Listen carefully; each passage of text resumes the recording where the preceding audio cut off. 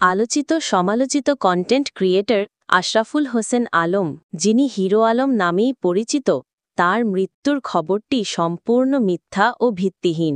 সম্প্রতি সামাজিক যোগাযোগ মাধ্যম ফেসবুকে একটি ছবি ব্যবহার করে তার মৃত্যুর গুজব ছড়ানো হচ্ছে, যা তার অসংখ্য ভক্ত ও অনুসারীদের মধ্যে বিভ্রান্তি তৈরি করেছে।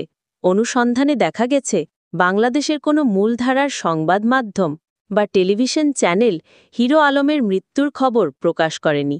শুধুমাত্র কিছু ফেসবুক পেজ এবং ব্যক্তিগত আইডি থেকে উদ্দেশ্যপ্রণোদিতভাবে এই গুজব ছড়ানো হচ্ছে।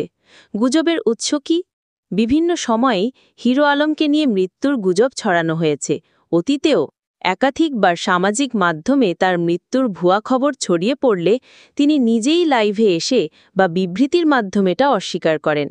তবে সাম্প্রতিক সময়ে এই গুজব নতুন করে ছড়িয়ে পড়ার পেছনে কয়েকটি কারণ থাকতে পারে।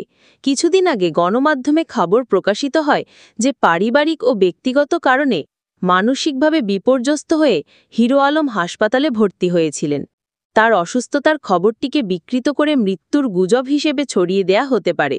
এছাড়া সাম্প্রতি সৌদি আরবে রাজীব মিয়া নামে এক প্রবাসী আত্মহত্যা করেন, যিনি তার এলাকায় হিরো আলম নামেই পরিচিত ছিলেন। এই নামের মিল থাকায় অনেকেই আসল হিরো আলমের সাথে ঘটনাটি গুলিয়ে ফেলছেন ও বিভ্রান্তিমূলক পোস্ট দিচ্ছেন।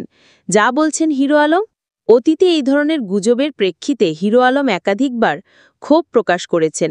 তিনি জানান, কিছু মানুষ আমাকে মেরে ফেলতে চায়, তারা আমাকে নিয়ে নানা রকম গুজব ছড়ায়। আমি বেঁচে আছি, সুস্থ আছি, এসব মিথ্যা খবরে কেউ কান দেবেন না। সামাজিক যোগাযোগ মাধ্যমে কোনো খবর, বিশেষ করে কারো মৃত্যুর মতো স্পর্শকাতর বিষয়, যাচাই বাছাই ছাড়া শেয়ার করা থেকে বিরত থাকার জন্য সবাইকে অনুরোধ করা হচ্ছে। একজন ব্যক্তি সম্পর্কে যে কোনো খবর নিশ্চিত হওয়ার জন্য নির্ভরযোগ্য গণমাধ্যমের ওপর আস্থা রাখাই শ্রেয়।